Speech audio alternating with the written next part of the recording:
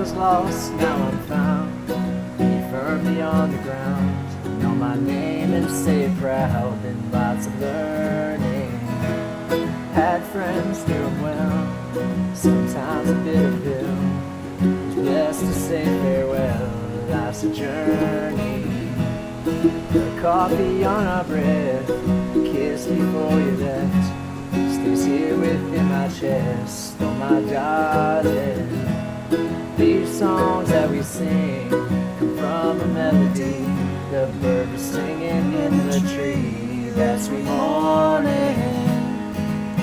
We found our way back home. We found our way. We found our way. We found our way back home. We found our way. We found our way. I'll run it back. Remind me how it starts again, this verse? The future is unknown. Okay. The future is unknown. With faith, I let it go. Uh-oh. The show goes on. The show goes on. From the top. From the top. All right. The future is unknown. With faith, I let it go. Some say it's better though. Stage fright is hitting. The future. Okay. Run it back. Run it back. We'll keep it going. All right. Sing it with me. Sing it with me. All right. Sing it with me. Let's see. We'll go back to this part. Hold on. We found our way back home. We found our way. We found our way. We found our way back home. We found our way. We found our way. The future is unknown. With faith I let it go. Some say it's better though to keep on dreaming. Our time is running out. Thankful to be here now. With this chance of fate somehow, like we deserve it. The story goes untold until the writer knows the truth within his bones. What's the purpose? Your gift, here it is, wrapped up inside of bliss, presented with a subtleness. Treasure the moment. We found our way back home. We found our way. We found our way. We found our way. Found our way. Way back home. We found our way. We found our way. We found our way back home. We found our way. We found our way. We found our way back home. We found our way. We found our way. So give thanks. Give thanks. Sing praise. Sing praises. Lay down. Make way. Make way. So be loved. Be loved. Be free. Be free. Be lost. Be lost. Be complete. Be complete. Oh, give thanks. Give thanks. And sing praises. Sing praises. Lay down. Lay down. Make way. Make way. On be loved. Be loved. Be free. Be free. Be loved. Be loved. Be complete. We found our way back home. We found our way. We found our way. We found our way back home. We found our way. We found our way. We found our way back home. We found our way. We found our way. We found our way back home. We found our way. We found our way. We found our way back home. We found our way. We found our way. We found our way back home.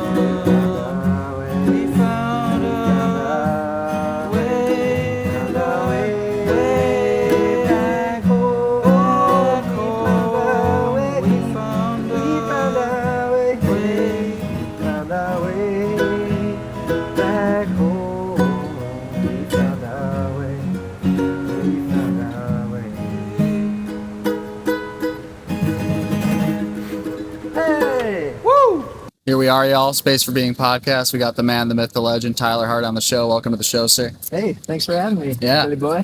Yeah, we're at the north end of Bradford Beach right now, where we've taken many cold plunges together after epic yoga sessions and, you know, Home away from home out here. home away from home. Definitely a very special place in our hearts and for our community at the Hive. But first and foremost, on the topic of finding our way back home, I'm curious what that means to you. And yeah, like how would you interpret or define that, and sort of like where you are experiencing yourself on that path currently? Do you feel like you have found your way back home? Is that something that you are sort of experiencing your reality as in this season of life? I think there are aspects of my life in which I've found my way back home. I think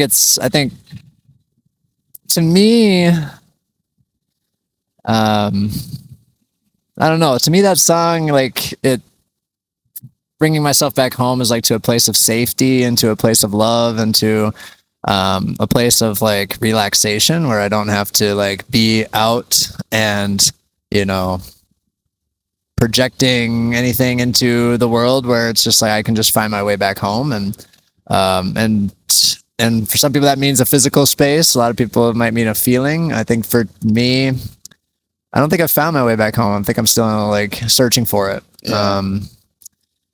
You know, like just being here at the beach and having my feet in the sand. Like I've been like, you know, dreaming of a life like living on the beach for years and years and years. So we'll see where the journey takes us, and maybe that'll be home for me at some point. Yeah. Yeah, I feel like paradoxically you can like land in this position in the moment, in the present, where you feel that sense of homeliness like in your heart and with the people that are around you maybe, or within nature, just finding like a sense of union. And then there's like the ongoing journey of, you know, bringing the pieces of the puzzle together and the many aspects of, you know, who we are and working on these things, whether it's physical health or mental health or emotional health or spiritual well-being and our connection to God and like the highest of the highest and that sort of way.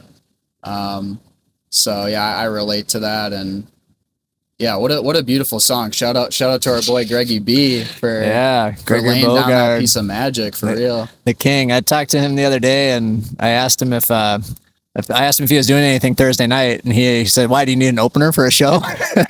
And I was like, yeah, I mean, I'll take one. But yeah, more than anything, I just wanted to check in on you and see if you wanted to come and like just sing this song with us, because Billy's gonna sing it. And he's like, "Oh my God, amazing!" He's like, "I think you might be the first person to cover We Found Our Way." And I was like, "Well, it's been covered a few times by me, but I still might be the first." Yeah. What an honor. What an honor it is. Yeah. Perfect steward of, you know, expressing that song for others. You know, our experience in Colombia, multiple experiences when we were down there, and what was it, 2024? Yeah. July 2024.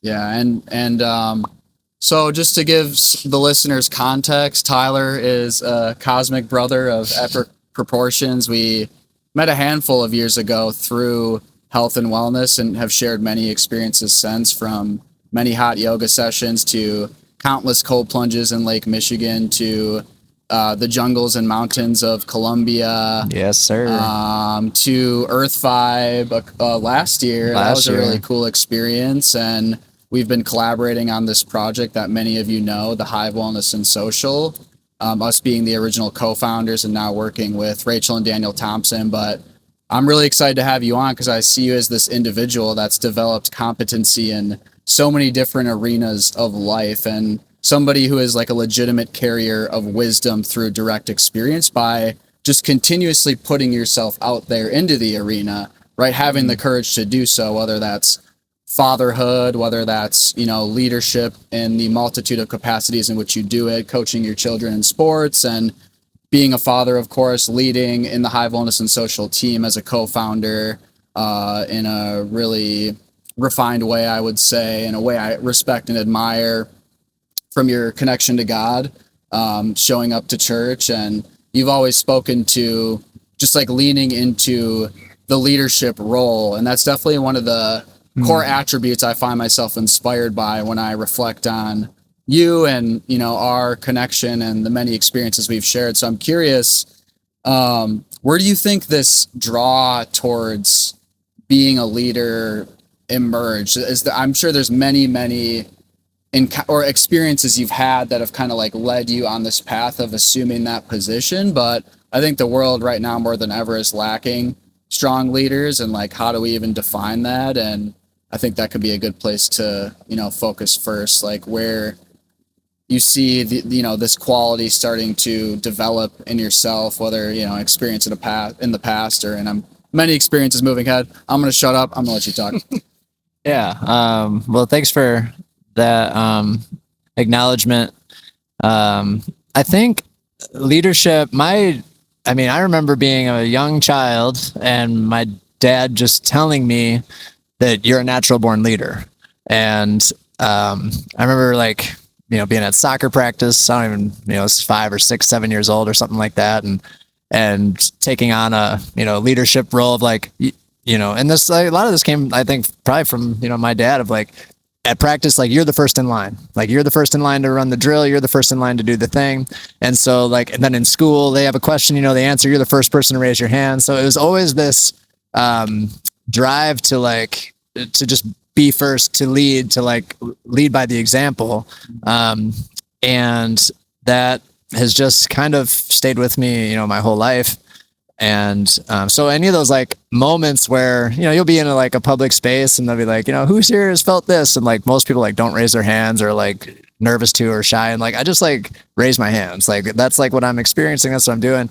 Because like being that leader of saying like, yep, I'm having this problem or I'm having this success or whatever it is, and like it opens the space for other people that are experiencing the same thing to feel comfortable and safe to be like, oh yeah, like, well, if he's going through that hard thing, like maybe I can share that and like find some camaraderie and community and like the struggle or the ecstatic bliss, so, and more, I'm in that role. Like, yeah, you just continue to like affirm that identity through your action. It sounds like your father was reflecting that to you when you were younger as well, in those very formative years of developing ourselves when we're just a sponge and we're not really like assuming agency over our lives. We're kind of just a product of our environment. So what a blessing to have that foundation built and that reflection reflected back to you many times over by your father is what it's sounding like. Yeah. And I remember like specific moments where I didn't step into that in my life. And like, I regret it, where it's like,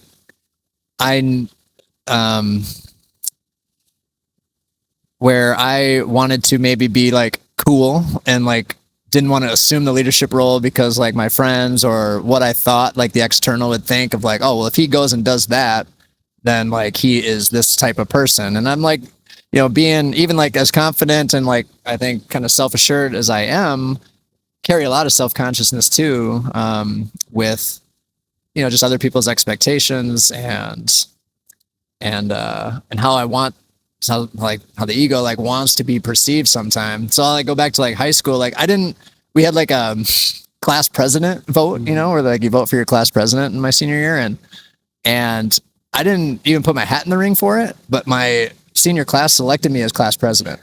And so then like we're in the auditorium and they're like, and Tyler is the voted class president. And they're like, do you want to take this role? And I was like, no. And like, I remember like, even in the moment, I'm just like thinking in my head, like, yep, I want that. But like, because I kind of let the external shape that decision and in the moment didn't realize, oh, wait a minute, like 180 of my peers, without me even saying I wanted to do it, said, we want you to be the leader. And so, and there's been like some other little, things like that too, where,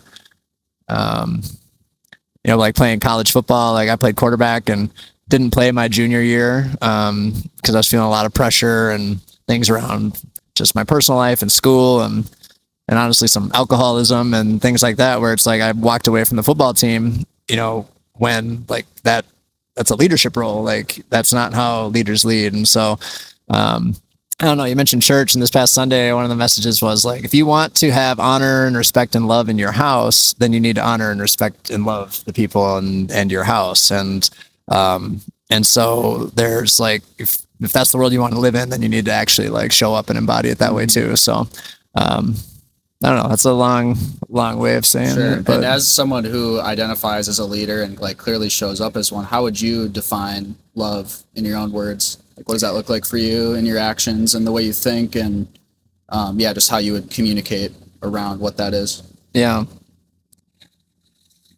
I feel like you have a developed understanding of that just based off of my observations of you. Like, it seems like something you highly value, and like the truthful version of it, not like sunshine, rainbows, bubble baths, which that's included, right? We all need a little bit of that, but there's a broader picture of what love is in this world and, how it manifests, I would say.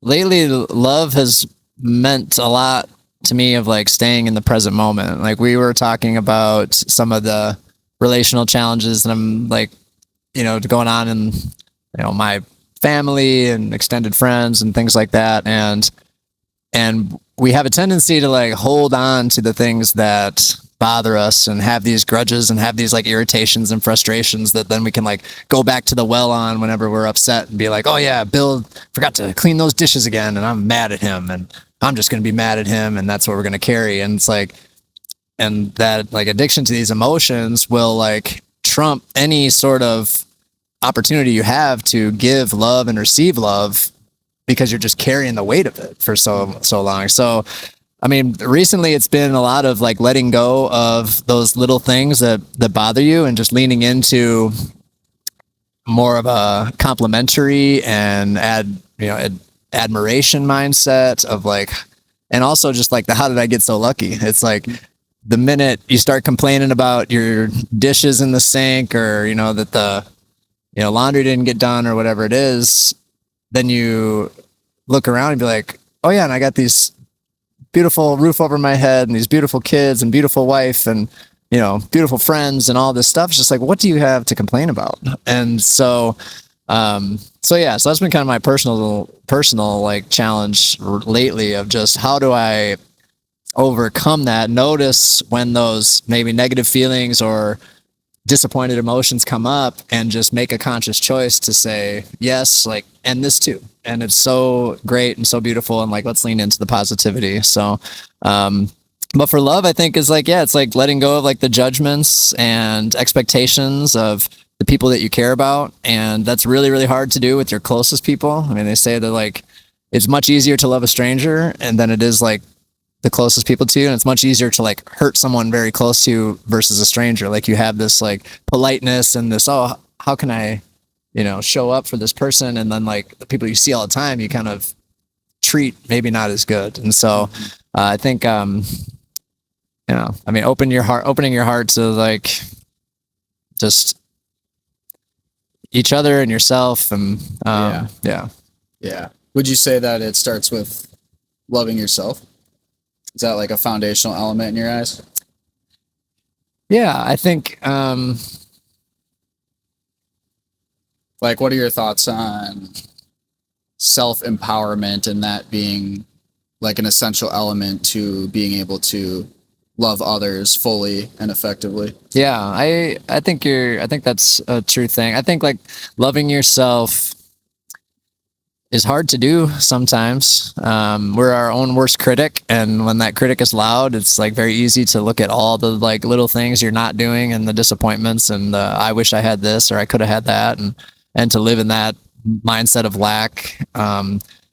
So yeah, I think spending time with yourself, and I think finding your way back home is a part of that too. Of like, we need to find our way back home to our like self, like inside of like, who am I and what am I here to do, and how can I nourish that piece of me to like the highest level, and trust that like by investing in myself, then the right external pieces will come into place too. The right friends, the right family, love, money, whatever it is.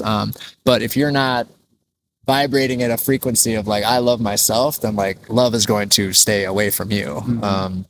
Has been my, I guess, experience or thought on it. Yeah. And hurt people, misery loves company. We've all either experienced others that have been in like a lower frequency, lower vibration emotional state and like noticed how like their energy is sort of vampiric and draining. We've also, all of us have been that person as well. And it's just interesting how we unconsciously attempt to like sabotage someone else's, I guess, more loving state of being with the contrast. Like the contrast when you are in that lower state can be challenging to be around. And for some reason, we want to bring others into congruence with where we're at.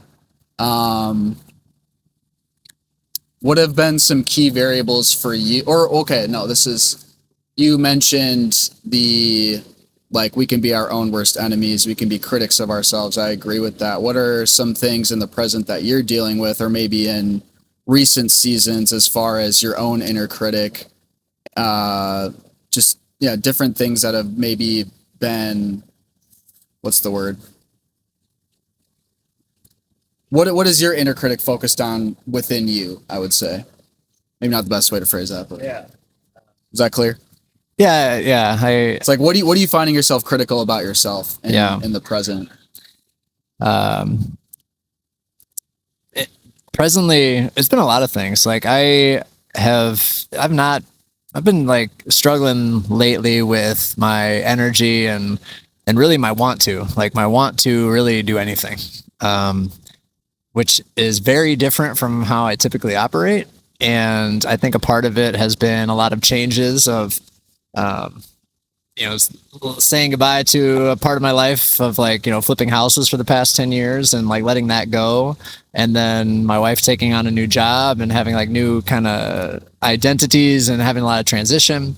And so, but within that, I mean, my biggest critic right now has probably been like my fitness and just my body in general. That like 2 years ago when we went to Colombia, we had just got done doing the 75 hard and I was in like the best shape I've been in a long time.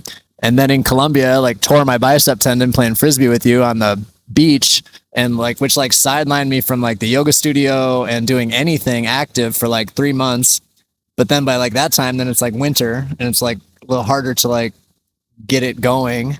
And that has just kind of compounded now where then I turned 40 and I've typically been playing Wednesday morning hoops every Wednesday, hurt my knee, hurt my back, hurt my toe. So like, it's all these like little things adding up that then I'm just starting to think like, oh, is my body failing me at this point? Like, am I old now? Like I got to start doing UNC tests, like every now and then just to make sure I still got it. What's an UNC test? Like an UNC test is like, it's like, are you UNC or not? And so like, it's like, doing like a cartwheel or a backflip or like a pistol squat or something. So UNCs can't do these things. UNCs can't do these things. Yeah. Well, we're going to be UNCs that can. Let's just make that declaration now. Yeah. Definitely UNCs that can for sure. We're capable UNCs. Yeah.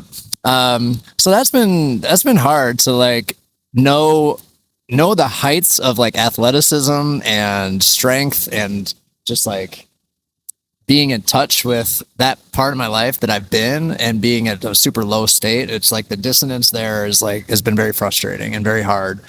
And then like typically in my job, I'm just like so busy. Like I have like 5 house flips going at the same time, all at different stages, bunch of different contractors to talk to, schedules, budgets. Like I'm just so busy. And now like I've removed that a little bit and realizing that a lot of the self-worth that I had was in that pocket of like busyness and wow, look how much shit I can do. Mm-hmm. And it's like, I don't know that that's a healthy thing either to like have so much of your self-worth and like love for yourself attached to like these external, castles that we're building and everything. And so, yeah. So that's kind of been the biggest thing. And then with, being a father and having 2 kids, like always questioning, like, am I doing enough? Like, am I doing this right? Am I saying the right things? They're growing up, they're getting exposed to different things in the media and their friend groups and having, questions and thoughts. And it's like, am I grounded enough in my core values and standards and the things that I expect of myself to lead by example into these spaces with young people and say, you know, we need to have strong foundation in which to build our lives on. And like, so do we know what our values are? Like, are we thinking about that? And we've started to introduce a lot more of that very recently in our home, because we're just feeling a huge call to being like, who are we? Like, who are the Harts?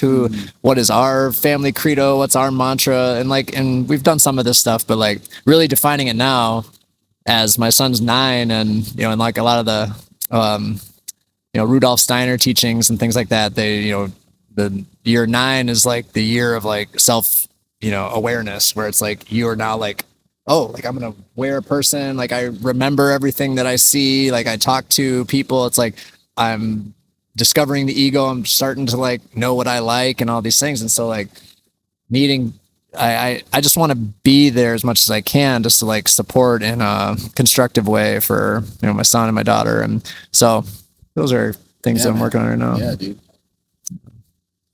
Yeah, very important elements of your life. And I'm hearing that there's, you know, a massive transition of work and like what you're creating and liminal space that comes with that. I can totally relate to that. We've had many conversations about my transition, which has been an incredibly rocky road, just like, you know, a massive part of my identity totally dissolving within jewelry making and asking the question, who am I? And also recognizing how much of my self-worth I tie into this thing. It's like, how do I move forward in a way where it's like, I'm not externalizing these things, externalizing my power, because obviously what it is that we create in the external world, that's going to come and go. That's transient. It's temporary, versus establishing that within oneself, where essentially you're your own corner man no matter what. It doesn't matter what occurs. It doesn't matter what the weather is, what emotions I'm experiencing, what stories are coming up. Making a commitment to being there for myself has been like the one thing that has helped me equalize the most. And yet it's still incredibly hard with the many variables and moving parts that is being a human being and managing other people's lives. That's a massive responsibility. And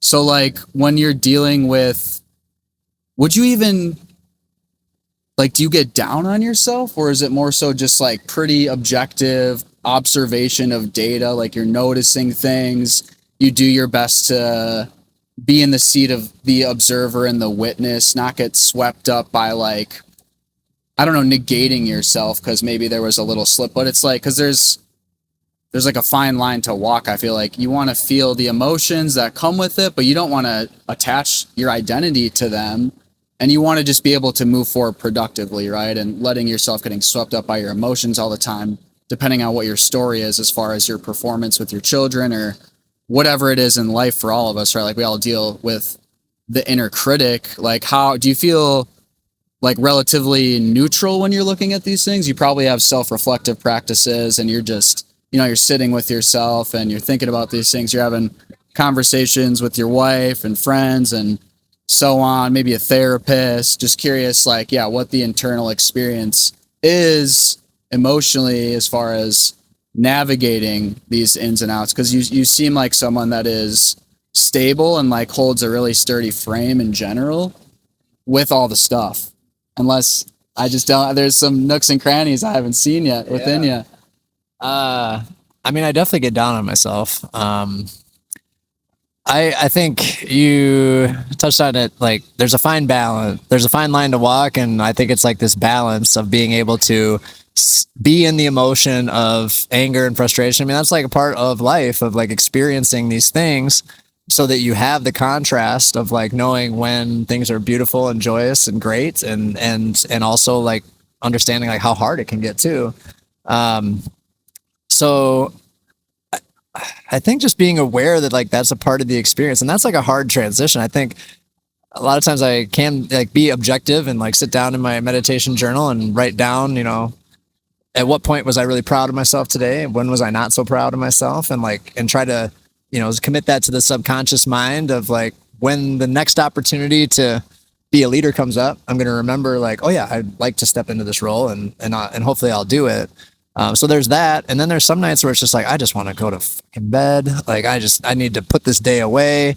And unfortunately what happens then is like when the next day comes, you're just like, another one. And I've been in that mode for a little bit now. So I appreciate you saying like what you said about the sturdy frame. And I certainly tried to be that for a lot of people. And you talked about, if you're in a bad state, a lot of times you want to just be congruent and bring people down to that bad state. And like, that's not something that like I ever want to do. So even if it's like kind of, knowing that I'm not feeling great and then consciously trying to overcome that in like a really positive or outgoing or energetic way of bringing some enthusiasm to a situation, try to like counterbalance that. But, yeah, dude, that's, I'd say just level-headed approach to processing, right? Like honoring the emotions, but not, and recognizing like we do not need to identify with these things. We have the opportunity to let them go and start choosing how we do want to feel moving forward, but not bypassing. So it is a really tricky thing. It's like, these are just things we're not taught, which is just so sad. These are core elements of the human experience and essential. Got a friendly passerby. Yeah, man. Who has excellent style, if I might add. Crushing it, yeah. And a crushing the game. Killer workout Wish you guys could see routine. him. Yeah, he was working out with a rock, and he probably knows a little bit about emotional intelligence. Yeah. Playing a little uke and guitar. Oh, really? Oh, yeah? Oh, nice. We're doing a podcast right now. Yeah. Well, I got a bit. The Space for Being. The Space for Being. BEEING. It's an offshoot for an organization we're building called the Hive Wellness and Social, which is a wellness movement in the area, and we're launching a brick and mortar space revolving around community connection and contrast therapy and just holistic health as a whole. Yeah. Let's hang out sometime. Yeah. What's your name? Josh. Yeah. Tyler. Nice to meet you. I'm Bill. Digging your workout. You're getting nice to meet you, bro. Yeah, you're looking healthy, looking vital. You gotta stay healthy, man. Today it's like you don't feel like you're in Wisconsin. No, it's a gorgeous day. Different vibe today. I was like, but I gotta go to work. Yeah. Duty calls. Really, Duty calls. Yeah, man. Shoot me a text. Yeah. I recorded the video. I can send you the video. Dude, I'm definitely gonna check this out. Okay, sounds good. Thanks. Making friends out here. That's what we do. We're making friends. Beach ambassadors. Beach ambassadors. Yep. So with, I think, that is, it's so challenging to be a person in general for a lot of different reasons. One of them being because we're not taught like how to take emotional inventory, the importance of slowing down. We live in this society that is pulling us in a multitude of directions in any given moment with a variety of stimuli, technology and work and substances and, the media, all these things. So that was the reason I wanted to delve into that. It's always like a curious thing to ask people how it is they deal with themselves and their shit. Yeah. And thanks for being open because it's a vulnerable thing to be like, hey, this is where, I'm not feeling the most sturdy and like, I'm like, these are my vulnerabilities. This is my underbelly. I think that's so important because one thing I really like to illuminate is just like how normal these things really are and that other people aren't alone. And when people find themselves in like extreme isolation, that's where people make really poor decisions, right? Because they think they're alone. They have the story that they're alone. And that can evoke a sense of hopelessness. And if you're constantly hopeless and you think things can't change, inevitably you're going to end up in a position where you're probably thinking about taking your own life. I can say that because I've been there many times. And it's like this delusion of the mind, essentially. I think conversations like this really support the normalization of struggling, and it's nothing to be ashamed about, really. Like, we all go through shit. Yeah, we all go through it. It is like a weird, it's not like a, I don't know, it's not a weird thing to say, but I mean, yeah, I mean, I've had many times the last few months where just like I've gotten so frustrated and angry and things have just come up to where I feel like my head is going to explode. I feel like my head is going to explode. And like the thought that comes into mind is just like, well, just fucking kill yourself. Yeah. And it's just like, and you get to that point and like, I don't know, something does release when you get to that point where it's like, Yeah. It like hurts you to feel that way about yourself and to be in that spot where like you're, just whether you're seriously considering it or the thought is just coming into your head, but to like be so in, I don't know, just such a hard position or so hard on yourself or so lonely or hopeless, whatever those things are, in fear. And we're all just seeking the same thing. We want connection. We want love. We want to feel ease in our bodies. And yeah, so many of us are in a state of dis-ease and disharmony. And the world is really, it's not designed in such a way to support us in thriving. And that's why I love what we're doing with the Hive Wellness and Social. It's a really sort of all-encompassing approach and philosophy to human well-being and development. And what's hilarious about it is that it's like the simplest stuff. It's not rocket science whatsoever. Yeah. And so I think we're all in this process of remembering what it is to be like a healthy person, and that there are a variety of outlets in which are very easily accessible that we can lean on to process our stuff, to cultivate a sense of belonging with other people. A lot of this has to do with really just being open, and as soon as you're open with someone else, usually there's an element of relatability on their end where they're like, oh yeah, like I totally get that, I've been through that. And for some reason we like, even I continue to forget this sometimes, where I find myself isolated and like there's this story that nobody can relate, but it's very, very transient at this point with the experiences I've had with our community and just community in general, and my understanding of human psychology and human nature in general. It's a total delusion to think that you're alone in what you're experiencing. That's literally an impossibility. So I think it's very important for us to remember these things and to reach out for help in the ways that we can, to have the courage to do so. That's really where it begins. Do you have any courageous moments that you could like are there any moments that come to mind as of recent or in recent times in general, even the past year or multiple years, where it was a really courageous act on your end that you carried out? I don't know how courageous it is. I want to I can answer this, then I want to ask a question. So I think you said like the hardest part is finding the courage to like put yourself out there. And in a lot of the conversations I've been having recently, like that is the hardest part for people. It's like, how do I get the courage to go out and like experience the thing that I say that I want? Like whether it's community or love or fitness or money or all these things, like, and like, if you're in that hard place where you're hard on yourself and you're just disappointed, you're embarrassed, whatever, it's like, I don't know what the answer is. And I think the person that can figure it out, will be doing very well in coaching, because I think like that is the biggest hurdle of like, I really want new friends. I want a community that supports me. I want somebody that understands me. Like that takes, like you said, courage. It's like, to get the benefits of community, you got to participate dynamically in it. And so you can want it all you want, but if you don't put yourself out there, you're never going to actually get those benefits. You're cooked.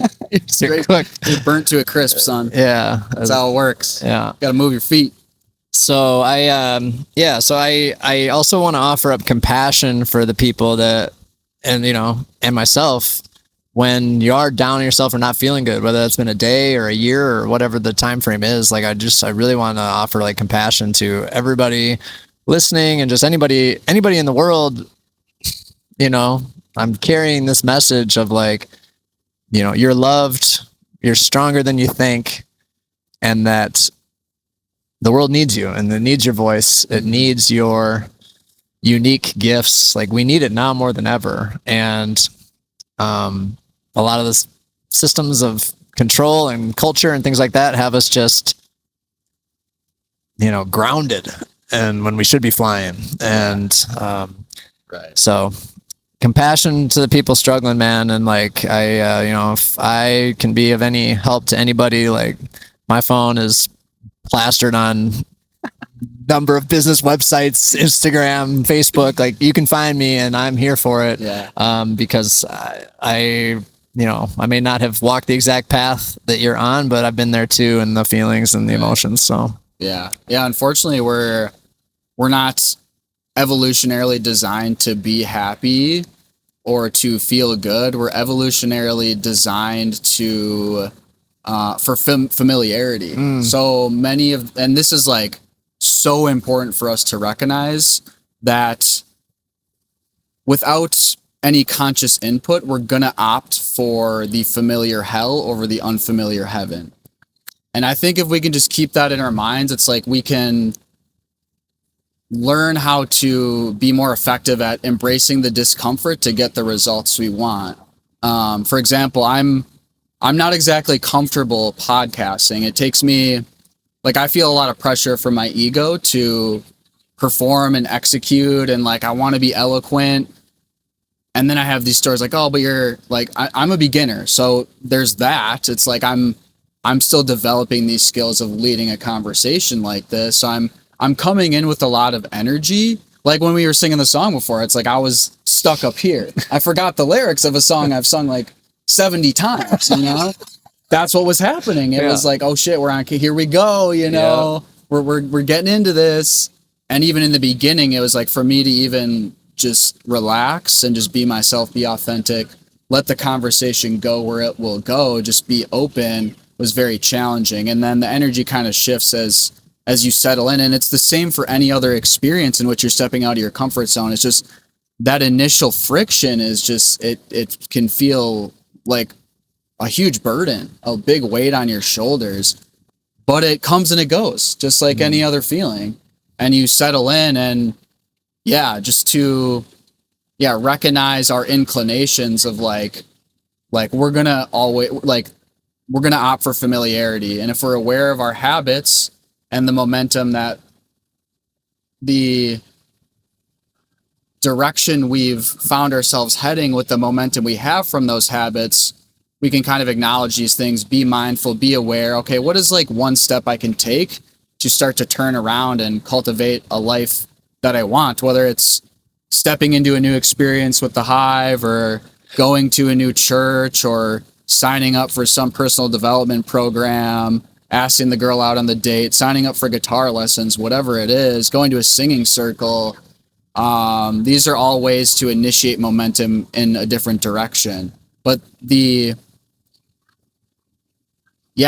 still continues to be, I mean, the friction just never goes away. So I think understanding these psychodynamics can be very supportive, because you understand how you're designed and what that implies for how you may behave, and then implement systems to support you in moving in the right direction. And I think we all need a variety of outlets to maintain energy forwards towards love and freedom and liberation within ourselves, connection. Because as we all know, the human path is non-linear. I fall down all the time. But the amount I fall down and the frequency in which I fall down just becomes less and less. And my capacity to hold more discomfort continues to grow the more I put myself out there in the ways in which my ego is scared to do so. Because my ego perceives whatever these uncomfortable situations are as a threat. And that can feel literally like death, on the inside. And of course, it's just easy to opt for the easy choice when that's the case, when that's the reality you're looking at, stepping into whatever the thing is.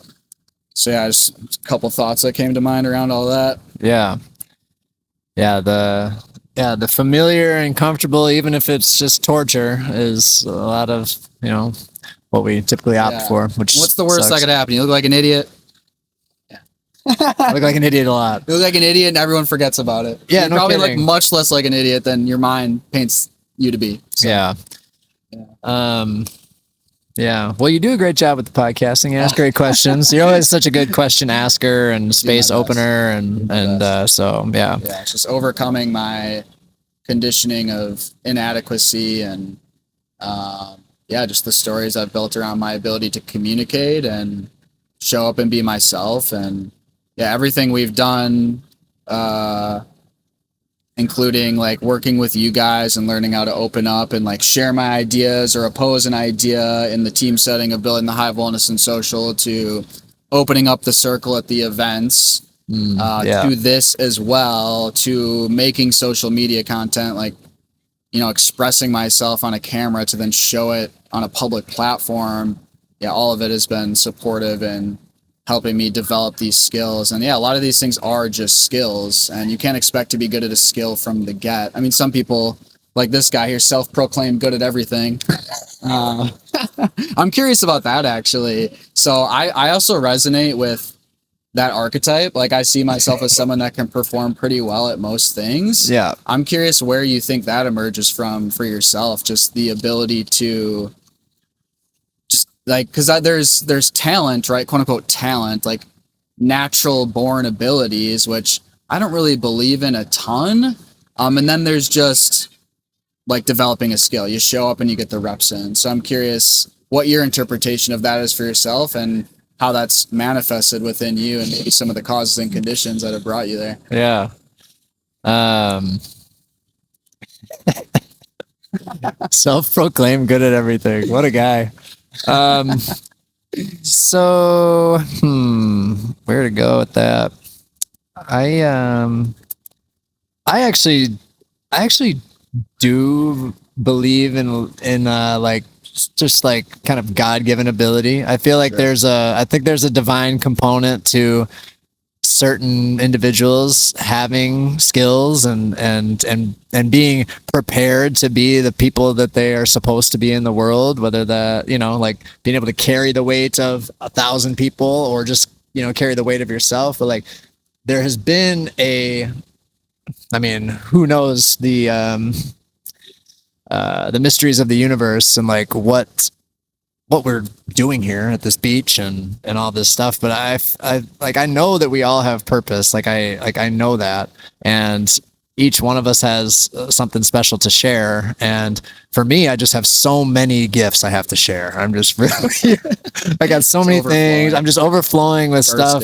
Yeah. It seems. But that has been I think a little bit of a negative thing for me as well, where it's like, I'll be working in a lane and then like get sidetracked with something else that like feels good, and then like go back to something else. So like, there's like pros and cons, I think, to doing that, because maybe some of the things that I had intention on doing very, very well and building and growing like fell by the wayside because I wanted to, play guitar or go to Columbia or whatever it is. And so, but I also think that's my divine path, is to like experience as many things as I possibly can, like share those gifts, like try things out, and like, honestly, like who is keeping track of it? Like, I want to know who's keeping score of Tyler Hart's wins and losses other than myself, like no one cares. Like no one is like looking and being like, oh yeah, that's the guy that failed those 3 things and did that okay. It's like nobody cares. Like, so I think but that's a very relieving fact. Nobody cares. It's a fact. People care and they don't care. Yeah, they don't care. Most people are self-absorbed, so like by default, like we need to be within ourselves to curate our experience. So it's like, and how you can't be just diffusing your focus to all these people. So it's, I also put some of this on the people that like, like as I've just, like I'll go back to like just being a young child, and like I would show up to my music class and I would just, maybe, and this probably comes from my dad a little bit, of just like, you're a natural born leader. It's like, I go to music class, I sing the loudest. Like I sit up straight, I listen to the teacher, like I sing, like, and I project, and I do it, and by default, that makes me the best singer in the class because like I'm actually putting myself out there and doing the action. And then like when it comes to sports, like, oh, I'm the first in line, I do the thing. It's like by default, like coaches are looking at you. It's like, oh, well, this guy cares and he's like doing it. Let's give him opportunities. And so then it's like you get these opportunities and like that led to like good jobs, and you know, I went to great college and everything like that. And then I just found myself like, I don't know, like not being a good employee, that's for sure. Like, and that makes sense. Right. It does. Yeah. You're not meant to be an employee. I was at Walmart one day. I worked for Walmart at one point, and I was in like the cans aisle 4 and 5, with some green beans. And I met, the owner of a large plumbing company here in Milwaukee, and they have like, 50 trucks and, they do all kinds of stuff. And we were just talking and he was like, I don't think you're supposed to be here. And I was like, what do you mean? He's like, this is not for you. And I was like, what an eye. Yeah. And I was like, yeah. I was like, you might be right. And then like, shortly after that, I left and started working in a nonprofit space, and eventually found my way in real estate and just entrepreneurship and just being my own boss. Because as much as like I have a lot of skills and talents to bring to the table, like, asking the question, like, why not, was something that not a lot of like authoritarian corporate people wanted to hear, when you're like considering what is our impact in the community? Like, what are we doing to like, engage people with our business? Like, what are we doing for our employees? Like, how are we valuing them? Like, how are we like nourishing like their experience and understanding where they come from in life? And a lot of all of that stuff has zero value in the space of like profit.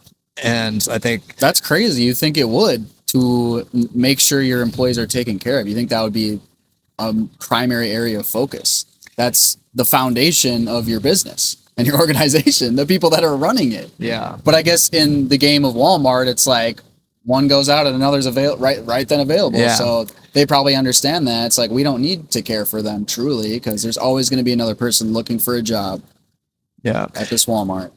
And like, I will say, I got buddies that work for Walmart still. And like, they have like, some programs that, you can get gym memberships and you get, some things like where they do like invest and like, and they do a lot of training. And I mean, I think there's some stats around like, people that are, maybe high school educated, no college experience, like, but they get a Walmart training, like they can, very quickly, be a 6-figure employee with just a high school degree. And so like, there is a great opportunity there, but again, like that's in the pursuit of like more, money, and like, and also esteem, and like, well, now I'm at this position in the company and look at me, look what I did. And so I think there's just so many negative pieces to that. And unless there's a media kind of like dynamic where, oh, we can do a community event, let's just make sure we got the news there so they can see that we sponsored it, and that we're like engaging in a positive way. And that was actually one of the things I worked on a lot, was like community donations, like involvement, like how can we be more in that space? And that's something I've always done, whether like at any company I've been at. It's just like, how do we get in touch with more people and share what we're doing? And that's what I love about like the Hive, is like I talk about that with every single person I talk to, of just like, it's like, whether it's like, what you'd be great for is coming by our, one of our events, because we have amazing people, it's beautiful connection, it's great for your health, gets you outside. Like everyone's a contributor, a valued contributor at that. Like it's just like, valuable contributor. Everyone has something unique that they're bringing to the table. And it's just such an open, safe space for people to share, to laugh, to cry, to, find a new best friend. And like, so I'm just super grateful for the path that has allowed me to like gain the skill sets to be able to operate a $70 million Walmart store. But then also be able to relate to, homeless person and speak to them and care for them and seek out resources to like make sure that people are supported. So it's been a winding road of like career and everything like that. But, you know, it's just led me to really doing what I love, which is just caring for people. Yeah. Yeah. It's the best. That's the dream, just to like share one's heart in a genuine way and care and love to the people through your art or creativity or, you know, whatever it is that you're making, and then to be receiving energy for it on a financial level, ideally. Not that needs to be the case. But really like those value systems, it's like we've placed so much value on like what's in your, how much money is your bank account, and like, you know, what do you have saved for retirement, and like where do you live, and like what's your house look like, all of these things that like, and then we've placed little to no value on, well, how many friends do you have, and like, do they feel cared for and loved, like what's your relationship like with your kids, like how about your parents, you know, like those sorts of things that actually run a lot of the programs and subconscious, like, you know, happiness or complete disgust with your life, that like we haven't given value, we haven't given people the tools to deal with. And like my goal is to, like, for my kids, is just that hopefully they don't even recognize this other world of like of the monetary value systems, and it's going to be hard to like do, because like Henry goes out and comps houses with me, and Hudson wants to run the front desk at the Hive. And like, so like they're in the mindset of like, there are jobs, there are tasks, there's ways to get, you know, resources and all this stuff. I just think just keeping it in its right place, right? Because it does matter. It is a part of, you know, participating in the world we live in. It's just, it's obviously been overemphasized and placed at the top of the totem priority wise, which is just so sad. These like literal like these hollow metrics for success, essentially. Like it can be success, and I think like to have financial goals and to compose your life in such a manner to where you're thriving in all regards, it matters. And just the flipped cultures or cultural principles and values, it's upside down. It's all backwards. And that's obviously a long conversation, but I mean, most people know that. And most people have to find that out through direct experience, acquiring things and then realizing like, oh, that didn't really do what I thought it would. Right. Yeah. Yeah. So, I mean, it's like, it's a part of being a human right now in this point in time.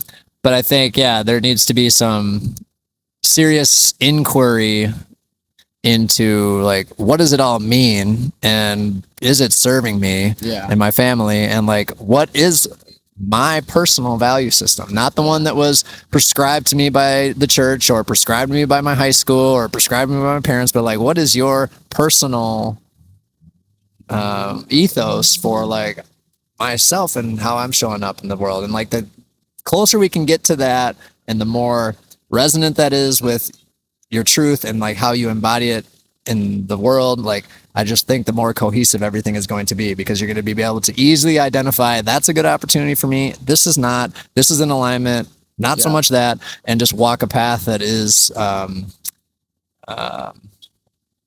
just rich with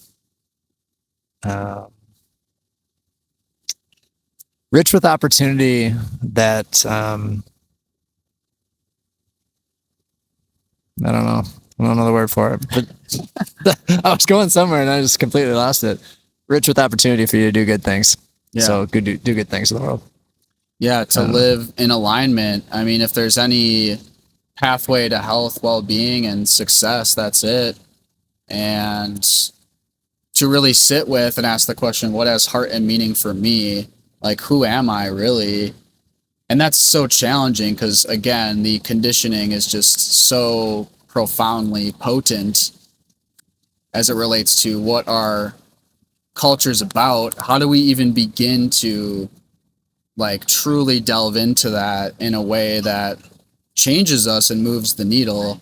Like some things that come to mind for me is slowing down. Like, you know, you don't need like to be chronically on your phone. You're just robbing yourself of your own self-connection and your ability to understand yourself and to be in tune with what you're feeling and what's going on. And the incredibly rich thought process that is always unfolding. But if you're just allocating your attention to this external stimuli all the time, like how you're not connecting, you're not even there. Yeah. We've all been encumbered by mindless habits and behavior, and like you forget where you are in space and time when you're engaging with these things sometime.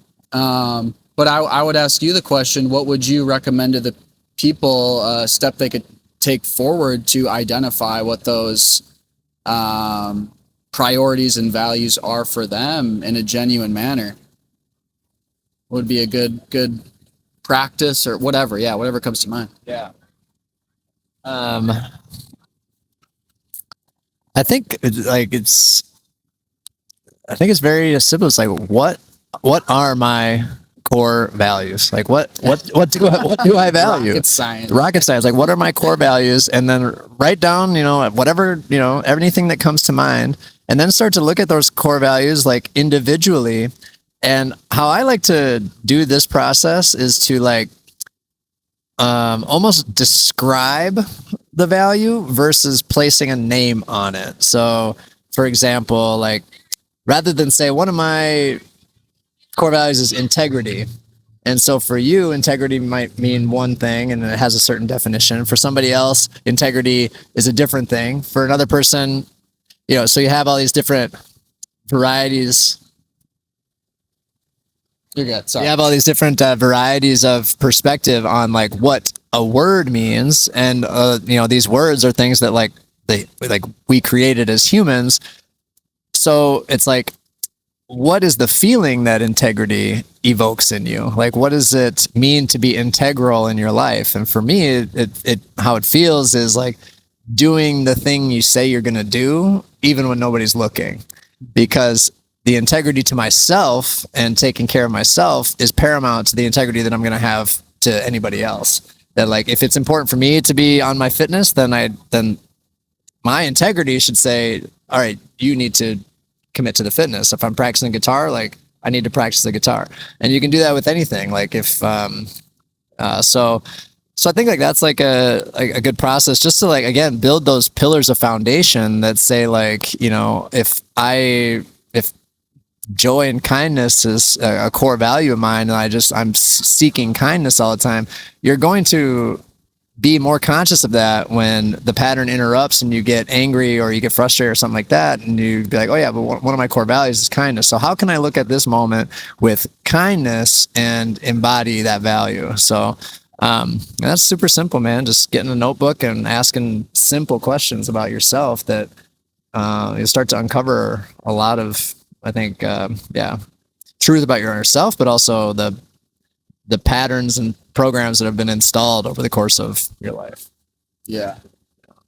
Install some new programs, ones that actually serve you and empower you and allow you to live a life you want, to where you don't end up on your deathbed with complete remorse. Like you don't want to have that moment of clarity on your deathbed. That's a really sad story. And we have the opportunity to author a story in which we're truly about when we do take the time to actually explore these questions and integrate them, right? Like we answer them, and then there's a process of integration, which takes time and honest effort and, attentive focus on a daily basis of catching yourself to sort of really reorient that momentum, because that's one of the hardest things, back to our conversation about, being creatures of habit and overcoming that energy, which is moving in one direction and moving it into another. And then another thing that comes to mind for me is just the community piece and the relational aspect. I don't think you can truly change and like redefine yourself and author a new story without the right people in your corner, because the brain and the system as a whole is always working to synchronize with those that you're surrounded by. That's just, I think, biology 101 is just how we're designed on a mechanical level.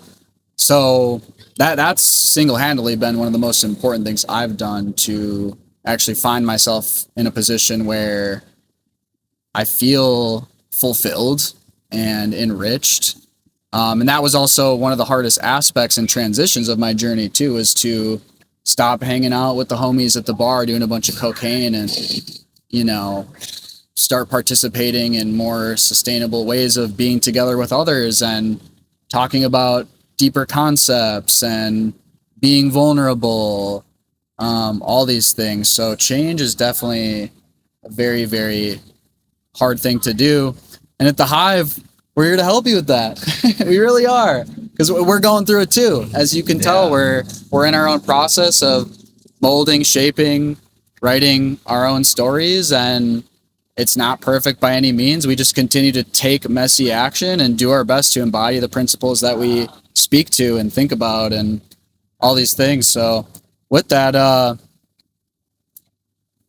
what's one thing you want to leave with the people to close out the show? With any last things you want to speak to here?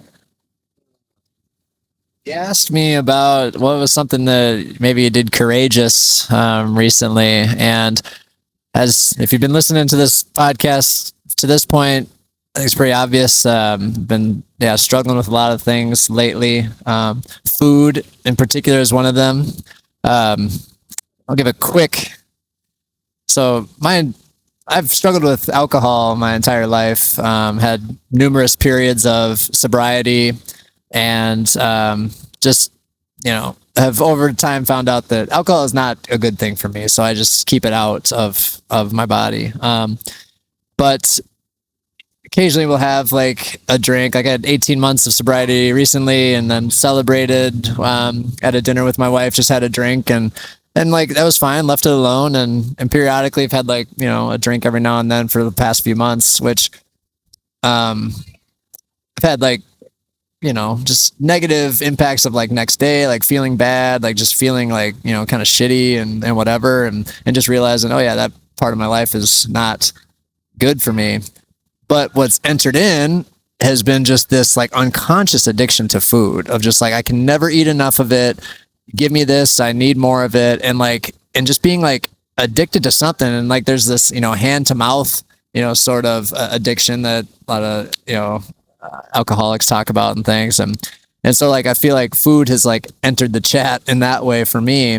And one thing I know that always serves me is like attending an AA meeting. And so whether I'm there because of alcohol or drugs, or in this case my addictions were food and then anger, is what really I've been experiencing lately, of just like eating so much, being angry and upset.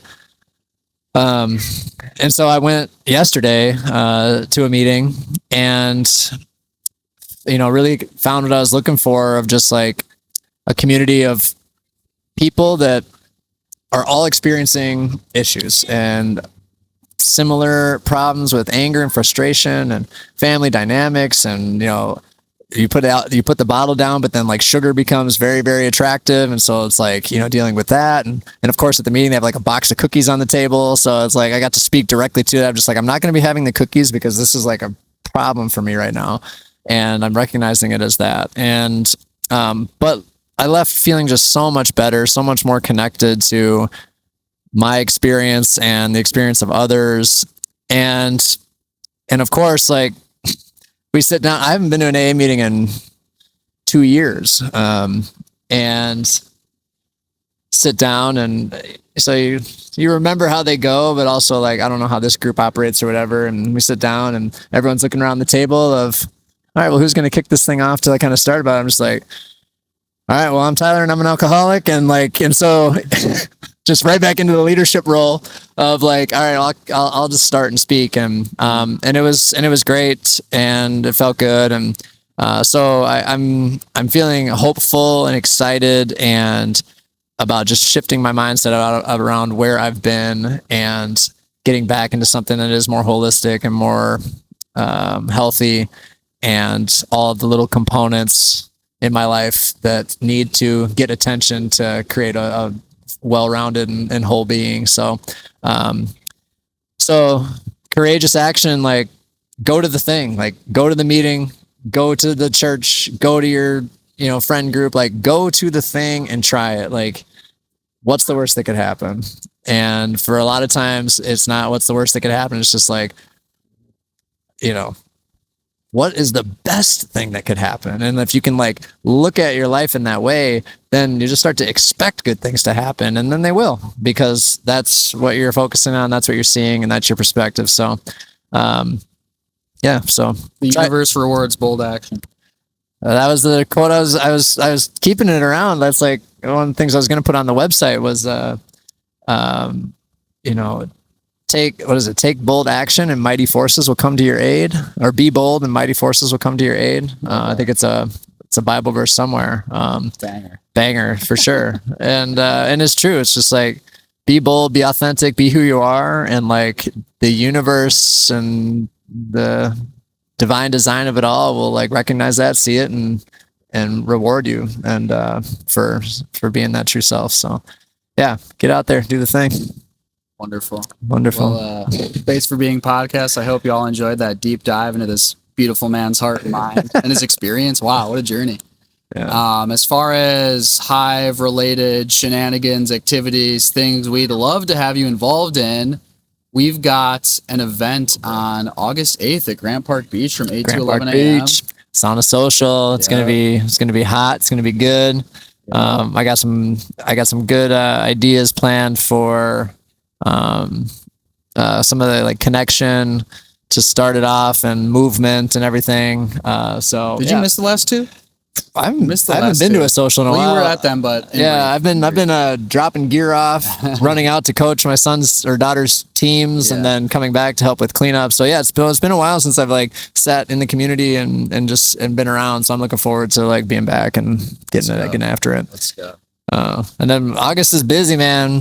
Sauna Social on the 8th, Strength in the City at McKinley Park on the 15th, Cooler by the Lake with some CrossFit folks, also by the lake, and then Pulse Fest is at Summerfest grounds. So plenty of opportunities in August to get out. So if you're needing that courageous push, this is it.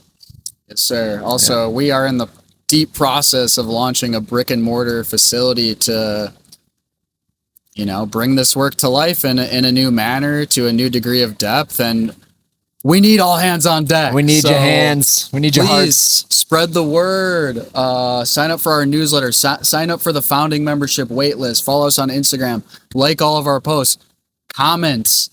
Just engage in whatever ways you're feeling called to and are available for. We'd really appreciate that. Come to the events, of course. All the things. Space for Being Podcast, Instagram, Hive MKE Instagram, Space for Being Podcast also on YouTube. If you want to, see us very sexily sprawled out on the beach here, looking awesome, and enjoy the vibes on another level. So we love you all. Hit us up if you need support, and big smooches. Yeah.